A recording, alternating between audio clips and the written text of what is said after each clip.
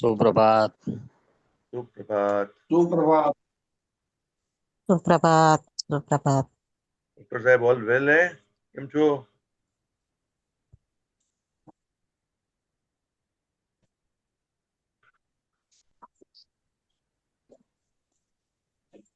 हैं डॉक्टर साहब एकदम ओके?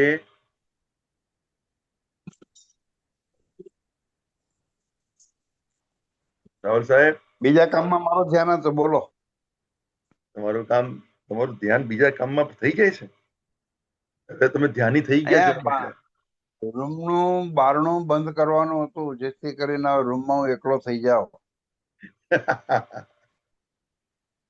બરાબર છે. હજી હમણાં આ બધા ઉઠી ગયા એટલે હવે ધડાધડ કૂતરી આવશે, પછી કૂતરો વધુ આવશે, બીજા આવશે, બધું એક પછી એક આવવાનું ચાલુ થાય. મારો રૂમ મેઇન રૂમ છે એટલે બધા અહીંયા આવે જ. તમારા દર્શન કરવા બધા આવવું પડે. અમે લોકો છે કે અમદાવાદથી તમારા દર્શન કરવા આવી જઈએ છીએ.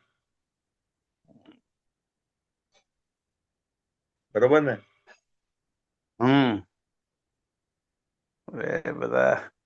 બધા અમે તમારા પ્રેમી છીએ એટલે એવું થવાનું જ છે. ચલો તો અમે તમારા પ્રેમી કેમ છીએ એક કંપનનું રહસ્ય શરૂ કરીએ. આજની શુભ શરૂઆત दिन था बिना कंपन नहीं उद्धार. बिना कंपन कुछ होता नहीं है सर. એટલે આજના કંપન बिना कंपन नहीं उद्धार. उद्धार नहीं आना वगैरह. बिना कंपन के उद्धार नहीं है, इसलिए बोलते हैं तक दिना दिन धा.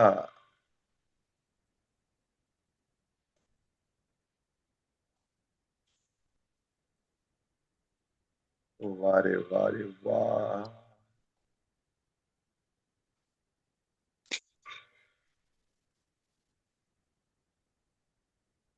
Yes yes yes. चलो तो यात्रा की शुभ शुरुआत करते हैं. सबको म्यूट करते हैं और आगे बढ़ते हैं.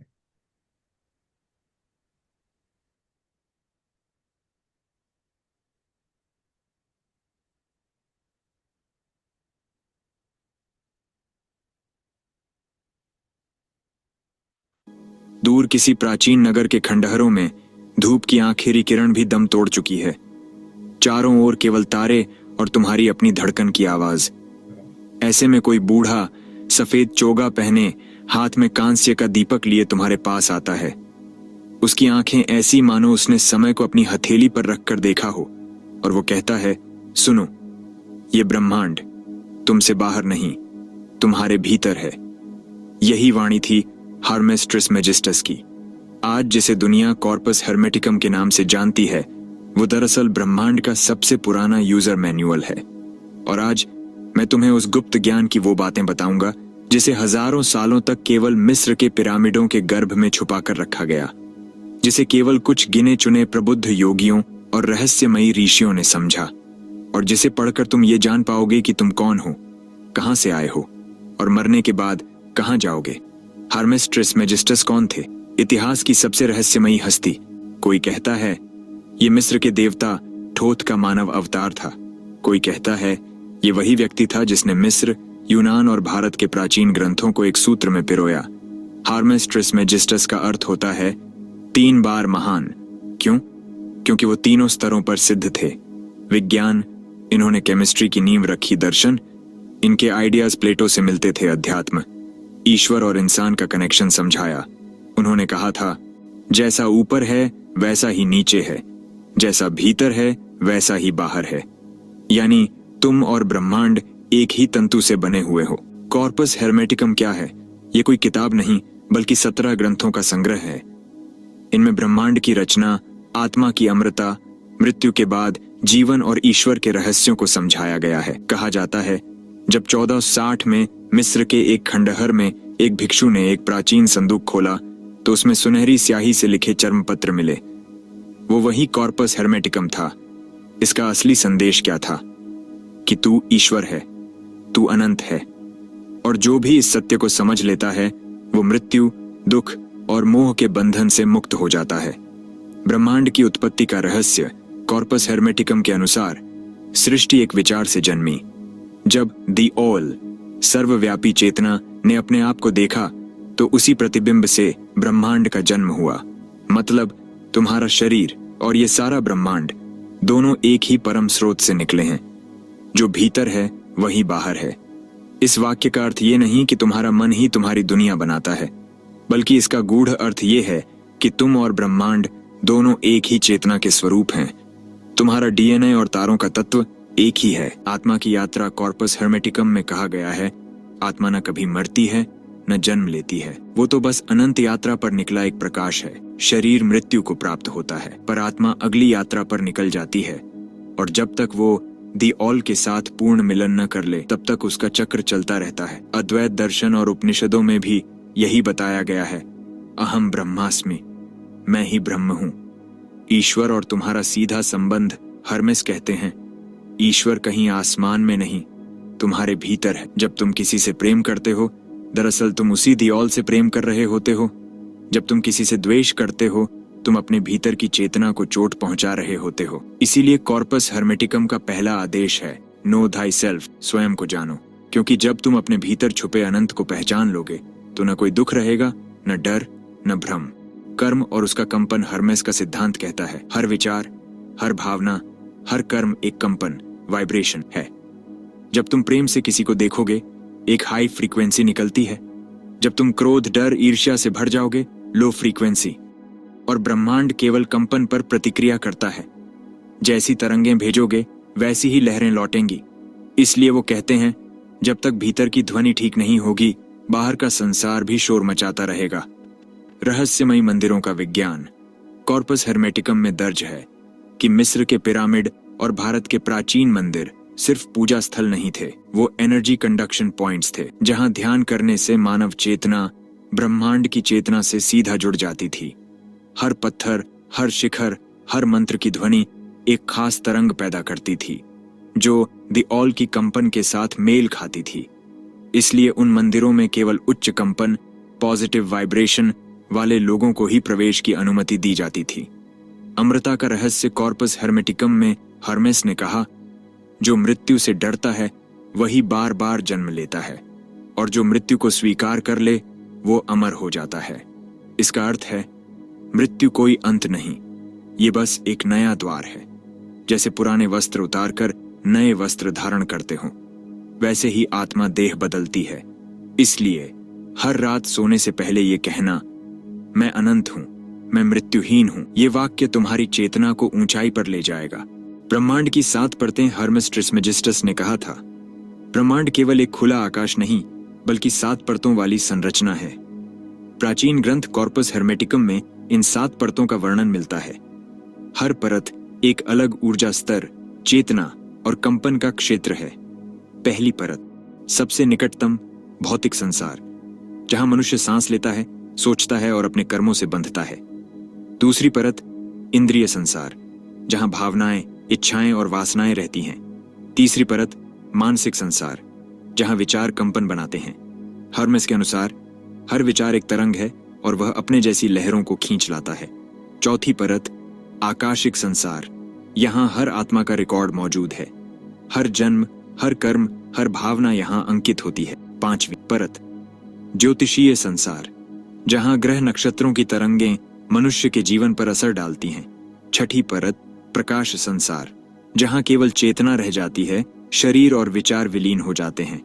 सातवीं परत, दी ऑल का निवास, जहां कोई कंपन नहीं, कोई रूप नहीं, बस शुद्ध अस्तित्व। हर्मेस कहते हैं, जो इन 7 परतों को पार कर लेता है वही अमृता प्राप्त करता है। प्रकृति और आत्मा का गठजोड़। हर्मेस के अनुसार प्रकृति, नेचर, केवल एक दर्पण है। जब दी ऑल ने अपने भीतर झांका तो जो प्रतिबिंब बना वही प्रकृति बनी, और इसी प्रकृति की गोद में आत्मा का जन्म हुआ। यानी तुम और ये सृष्टि कभी अलग नहीं थे। हर वृक्ष, हर पर्वत, हर नदी ब्रह्मांड का ही कंपन है, और तुम्हारी आत्मा उसी कंपन का एक बिंदु। जब तुम किसी नदी के किनारे खड़े होकर उसका बहाव महसूस करते हो तो वो दरअसल तुम्हारे भीतर की ऊर्जा को छू रहा होता है। इसीलिए हर्मेस ने कहा, प्रकृति को समझो, वही तुम्हारे भीतर है। कर्म का रहस्य और आत्मा का भार। कॉर्पस हेर्मेटिकम का सबसे रहस्यमयी अध्याय। कर्म का कंपन। हर्मेस कहते हैं, प्रत्येक कर्म कंपन उत्पन्न करता है। ये कंपन तुम्हारी आत्मा के चारों ओर एक आभा मंडल ऑरा बनाता है। जैसे जैसे तुम्हारे कर्म अच्छे या बुरे होते हैं, ये आभा मंडल हल्का या भारी होता है। मरने के बाद आत्मा जब ऊंची परतों की ओर जाती है तो उसका वही कंपन उसे ऊपर या नीचे ले जाने का कार्य करता है। इसलिए उन्होंने कहा, जो भी सोचो, बोलो, करो, उसकी ध्वनि ब्रह्मांड में गूंजती है और वही कंपन उसी तरह लौट कर आता है। प्राचीन पायरामिड विधि कॉर्पस हेर्मेटिकम में एक विधि का उल्लेख है जिसे पायरामिड थेरेपी कहा जाता था। माना जाता था कि पिरामिड के भीतर एक विशेष कंपन क्षेत्र होता है जहां बैठकर यदि ध्यान किया जाए तो आत्मा 7 परतें पार कर सकती है। वहां बैठे साधक को आंखें मूंदकर अपने सिर के बीचों बीच एक सुनहरा प्रकाश अनुभव करने का अभ्यास कराया जाता था, और जब कंपन उस ऊंचाई तक पहुंचता तो साधक अपनी चेतना को देह से बाहर निकाल पाता। इसे ही हर्मेस ने कहा, the flight of the mind. भविष्य दृष्टि और कंपन संकेत हर्मेस ने बताया था कि कुछ लोग जन्मजात ऐसी क्षमता लेकर आते हैं जो कंपन को पढ़ सकते हैं। ये कंपन तुम्हारी सोच, तुम्हारे कर्म और आने वाले भविष्य का संकेत देता है। जब तुम बहुत भारी मन से उठते हो या जब बिना कारण बेचैनी होती है, तब वो कंपन तुम्हें आने वाली किसी घटना की सूचना दे रहे होते हैं। इसे हर्मेस ने कहा, द साइंस ऑफ साइंस। आज की भाषा में इंट्यूशन, छठी इंद्री, वही विज्ञान है। तत्व और चेतना का मिलन कॉर्पस हेर्मेटिकम के अनुसार प्रत्येक तत्व, जल, अग्नि, वायु, पृथ्वी के पीछे एक कंपन है और वो कंपन ब्रह्मांडीय चेतना से जुड़ा हुआ है। जब साधक इन तत्वों को साध लेता है तो उसकी आत्मा भी उन कंपन तरंगों पर चलने लगती है। इसे ही हर्मेस ने कहा, एलिमेंटल मास्टरी, जिससे साधक ध्वनि, प्रकाश और गति पर नियंत्रण पा लेता है। अहंकार का विलयन। हर्मेस ने कहा, जब तक तू मैं कहता है तब तक तू बंधा है। ब्रह्मांड में सबसे भारी कंपन अहंकार का होता है, जो आत्मा को 7 परतों के सबसे नीचे खींच देता है। जो व्यक्ति द ऑल का अंश मानकर अपनी इच्छाओं का त्याग कर देता है, उसका कंपन हल्का हो जाता है और वही आत्मा ऊंची तरंगों पर तैरने लगती है। इसे ही हर्मेस ने कहा, liberation of self. Amrita Sutra, the formula of immortality. Hermes Trismegistus ने जीवन के अंतिम वर्षों में केवल चुनिंदा शिष्यों को एक गुप्त सूत्र सौंपा था, अमृता सूत्र। ये कोई औषधि या मंत्र नहीं, बल्कि एक साधना विधि थी। हर्मेस ने कहा, शरीर के 5 द्वार बंद कर दो, सांस की गति धीमी कर दो और चेतना को अपने सिर के भीतर एक बिंदु पर केंद्रित करो। जब साधक ऐसा करता है तो शरीर की कंपन लहरें ब्रह्मांड के उच्चतम कंपन से मेल खाने लगती हैं। इसे हर्मेस ने कहा, द मर्जिंग ऑफ फ्रीक्वेंसीज। जिस दिन साधक इस स्थिति को पकड़ लेता है, उसकी आत्मा शरीर की सीमा तोड़ ब्रह्मांड की परतों में विलीन हो जाती है। वहीं से उसे अमृता का बोध होता है। ब्रह्मांडीय भाषा, language of the all. Hermès के अनुसार संपूर्ण ब्रह्मांड एक ही भाषा में बोलता है।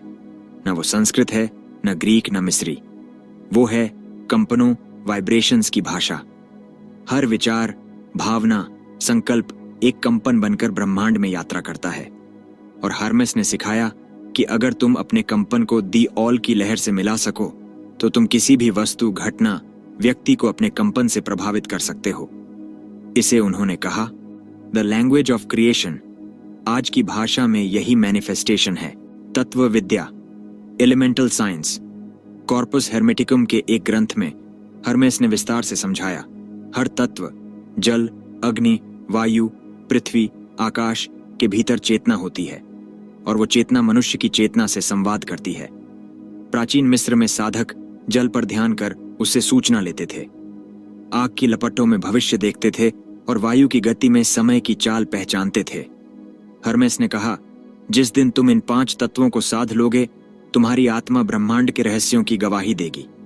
चेतना विलयन की विधि हर्मेस का अंतिम उपदेश, अपने भीतर के केंद्र तक जाओ। उन्होंने बताया था कि मानव देह के भीतर एक सुनहरा बिंदु होता है। जब साधक गहन ध्यान में अपनी चेतना को वहां केंद्रित करता है तो धीरे धीरे उसकी चेतना ब्रह्मांड की चेतना में मिलने लगती है। इसे ही हर्मेस ने कहा, रिटर्न टू द ऑल। और जब यह विलय पूर्ण होता है तो साधक को भूत, भविष्य और वर्तमान एक साथ दिखाई देने लगते हैं। तब न मृत्यु का भय रहता है, न जन्म का लोभ। तारों की भाषा और ग्रहों का मंत्र हर्मेस ने कहा था। तारे बोलते हैं, ग्रह गाते हैं और ब्रह्मांड अपनी धुन में नृत्य करता है। अगर साधक उनके कंपन को सुन सके तो वह आने वाले संकट, अवसर और परिवर्तन का संकेत पहले ही जान सकता है। प्राचीन मिस्र के मंदिरों में हर ग्रह के लिए विशेष ध्वनि मंत्र थे, जैसे सूर्य का कंपन, आरे, चंद्र का कंपन, आयो, मंगल का AKH साधक। इन मंत्रों से उन ग्रहों की ऊर्जा को संतुलित करते थे। अहंकार शमन का अंतिम रहस्य हर्मेस ने जीवन के अंत में कहा था, अहंकार ही मृत्यु का बीज है। हर साधक जब तक मैं और मेरा से ग्रस्त रहेगा, वो कंपन भारी रहेगा, और जब वो स्वयं को ब्रह्मांड के विस्तार के रूप में देखेगा तो कंपन हल्का होगा।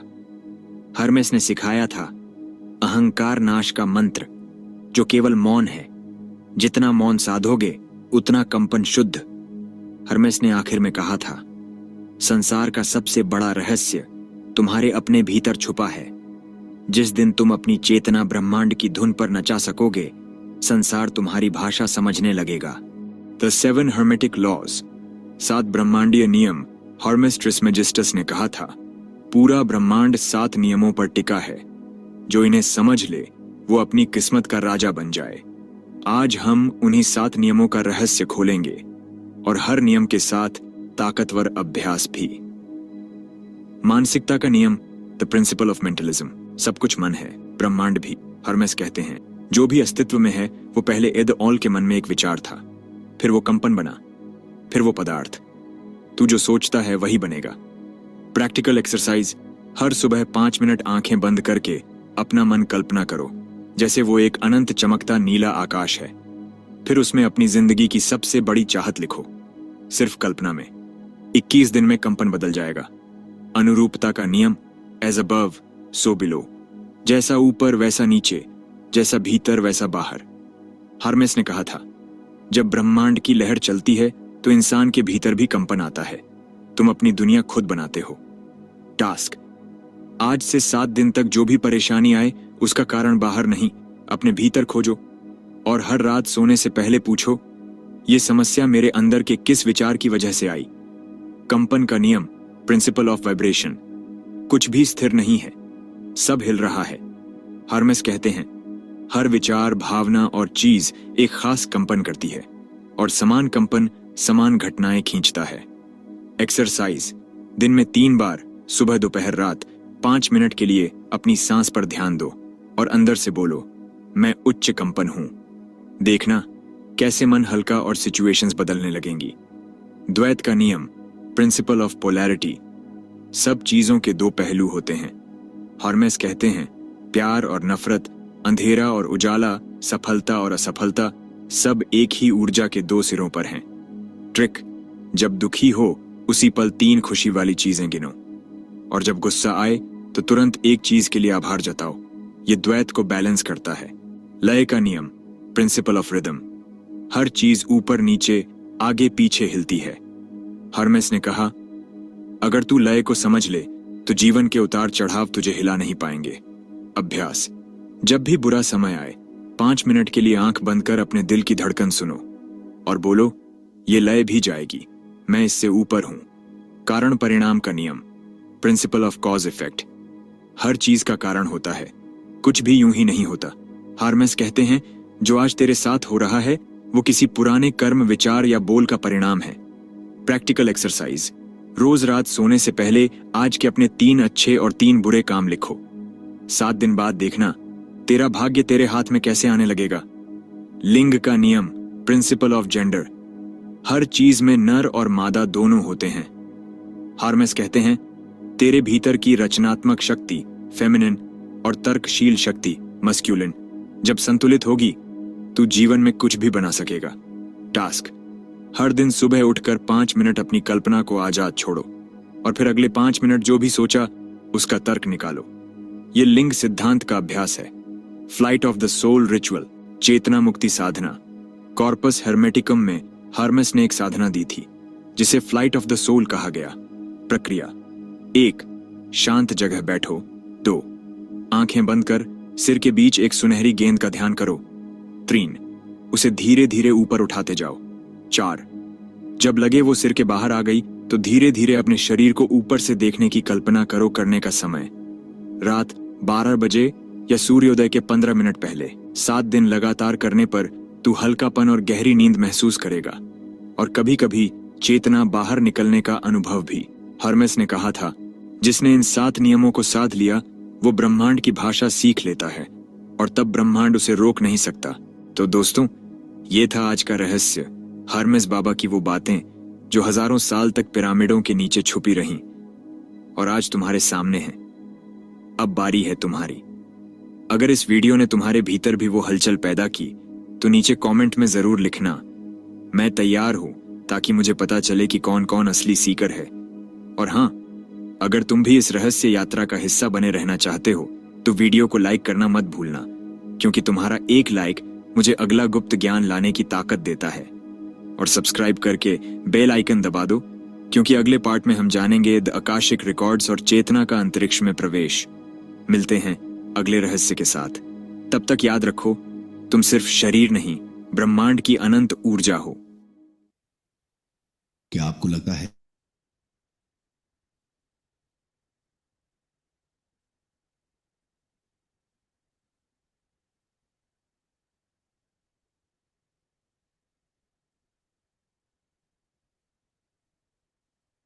क्या लगा आपको आज?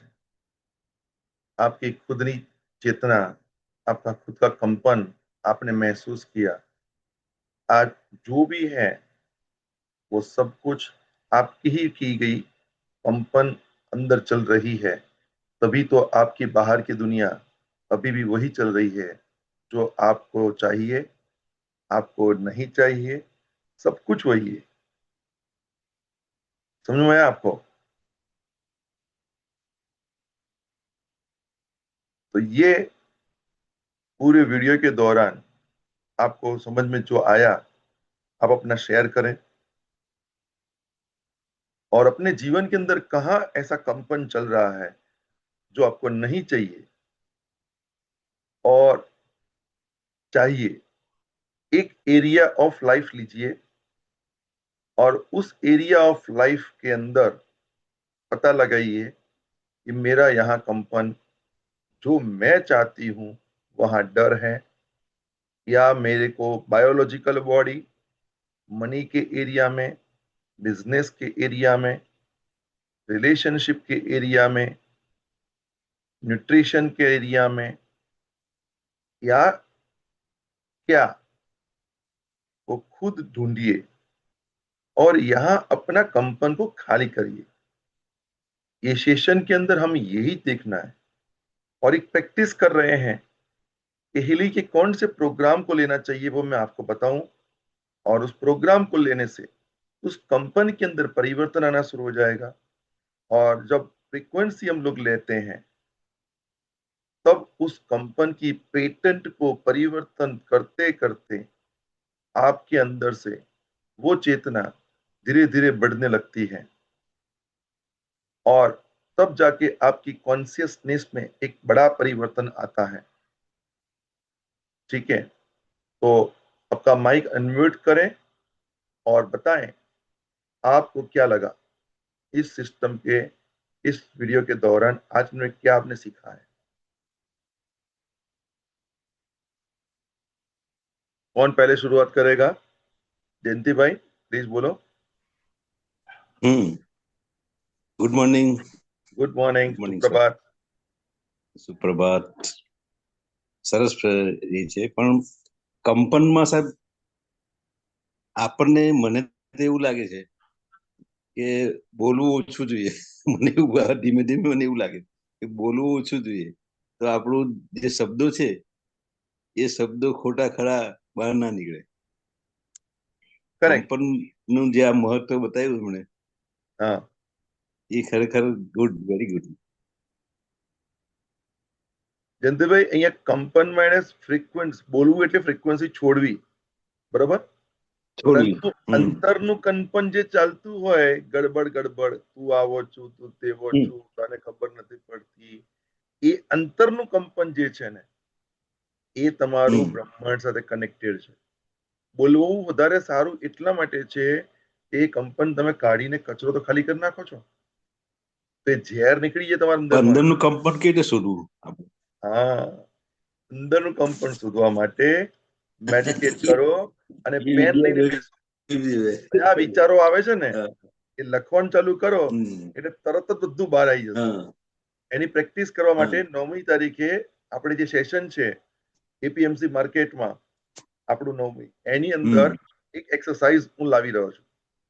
અને એ વખતે તમારા કાનની અંદર મેન્ટલ બેલેન્સ એક્યુટની ફ્રીક્વન્સી લગાવી અને પછી તમને તમારા જીવનના એરિયા લેવાના છે અને એ એરિયાને યાદ કરવાનું નથી, ખાલી આંખ બંધ કરવાની, જે દેખાયું ને એ તમે લખવાનું છે.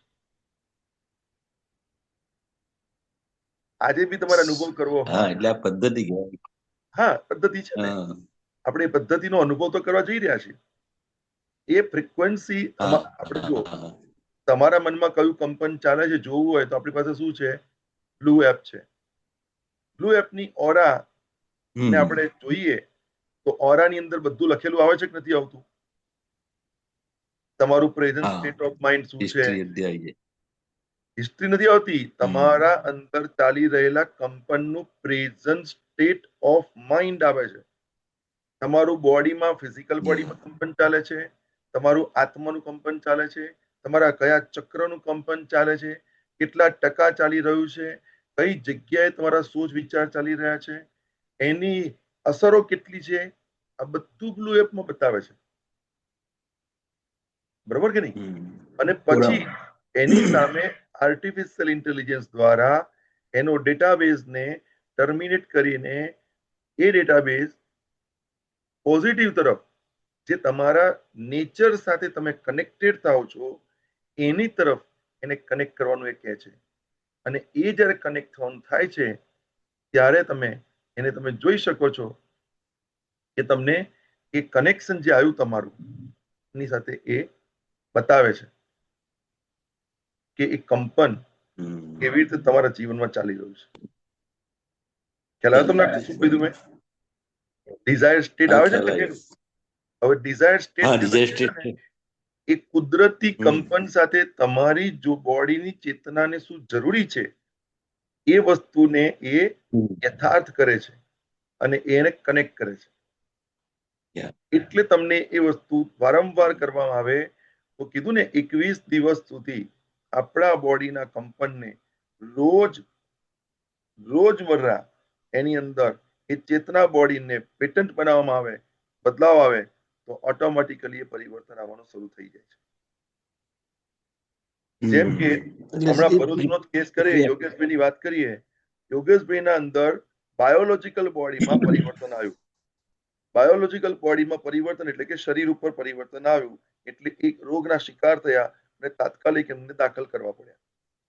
ડોક્ટરો એમની જગ્યાએ કામ સરસ કરે છે, ડોક્ટરો એમની બાયોલોજીકલ બોડી માટે સક્રિય હોય છે અને માસ્ટર હોય છે એ લોકો, એટલે એના પર કામ કરે છે.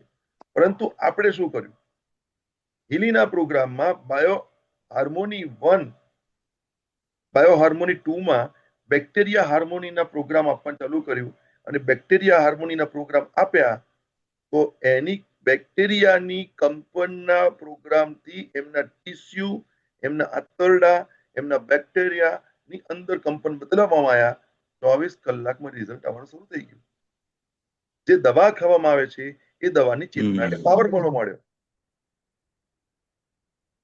આ તો આખું મેં તમને સમજાવ્યું, તમને ખ્યાલ આવી ગયો ને? હા, એ દવા પણ કામ કરતી થઈ જાય. વાની દવા બી તો તમને ચેતના એક્સપ્રેસ આપીને ઉપરથી.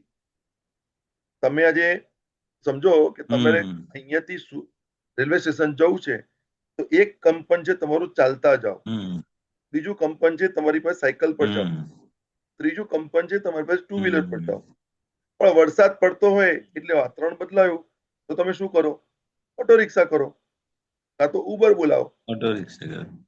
તો તમે શું કર્યું? તમારા કંપનની ચેતનાની સાથે બીજી કંપન કનેક્ટિવિટી કરી અને કનેક્ટિવિટીમાં કોઈનો સહારો લીધો. તો એક કંપનથી બીજા પાવરફુલ કંપનનો સહારો લીધો તો તમે તમારા કાર્યને સફળતાપૂર્વક ફાસ્ટ કરી શક્યા, સ્પીડથી કરી શક્યા. બરોબર કે નહીં? બસ બસ બસ બરાબર, રાઈટ. કોઈ પણ ચીજને તમે પરિવર્તિત કરી શકો છો ત્યારે તમે અહમ બ્રહ્માસ્મિની ફ્રીક્વન્સી પર ઉભા રહો. આખો સંસાર, આખું બ્રહ્માંડ તમારા માટે જ છે. આનું જયંતિબેન નથી કહેતો, હું બધાને કહી રહ્યો છું. જયંતિભાઈએ તો થેન્ક યુ ઇનિશિયેટિવ લીધું, રાઈટ? બીજા કોઈનો કોઈ પ્રશ્ન?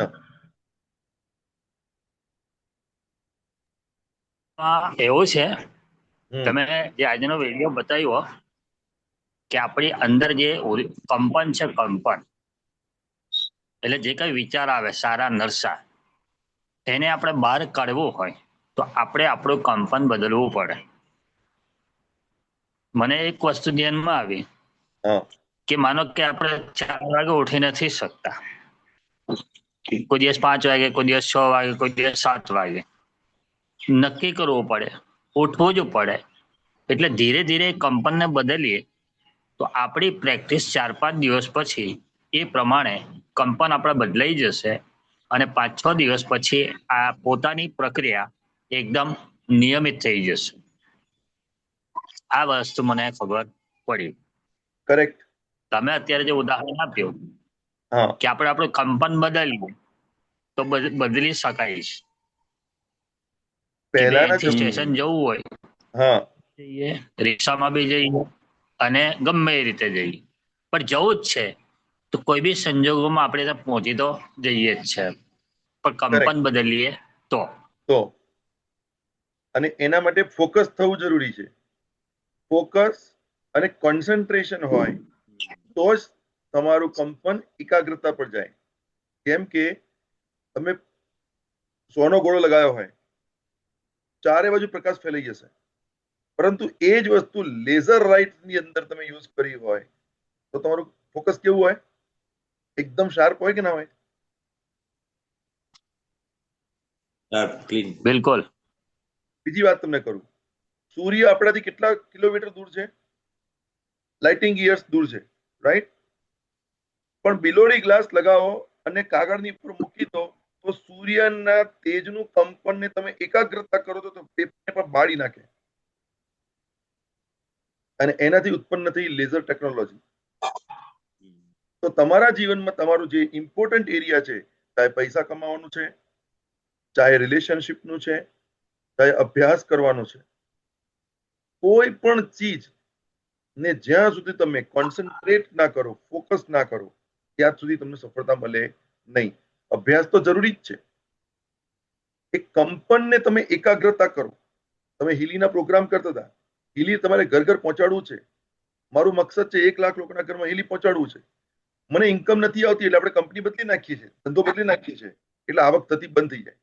પણ તે છતાં આપણે સતત હિલીના પ્રોગ્રામની અંદર શું છે એની ગહેરાઈમાં પહોંચવા માટે સતત અભ્યાસ કરીએ છીએ.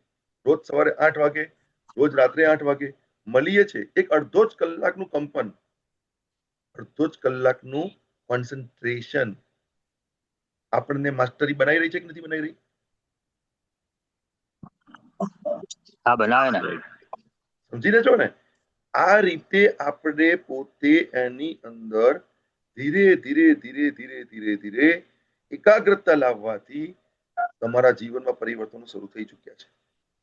એલીમાંથી જ આવું એવું કોઈ જરૂરી નથી. એલી તો આપણે ઘર ઘર પહોંચાડીશું તો એ તો બોનસ મળવાનું છે.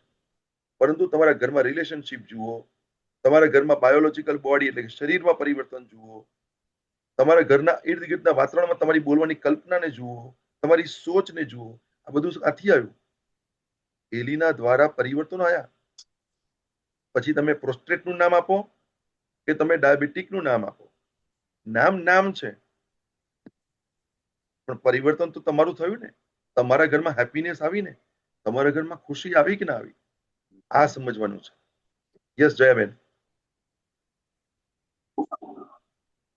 સર, મનના વિચારો બહુ જ ચાલતા હોય ત્યારે આપણે ઊંડા શ્વાસ લઈને ઓમનું ઉચ્ચારણ કરવું જોઈએ.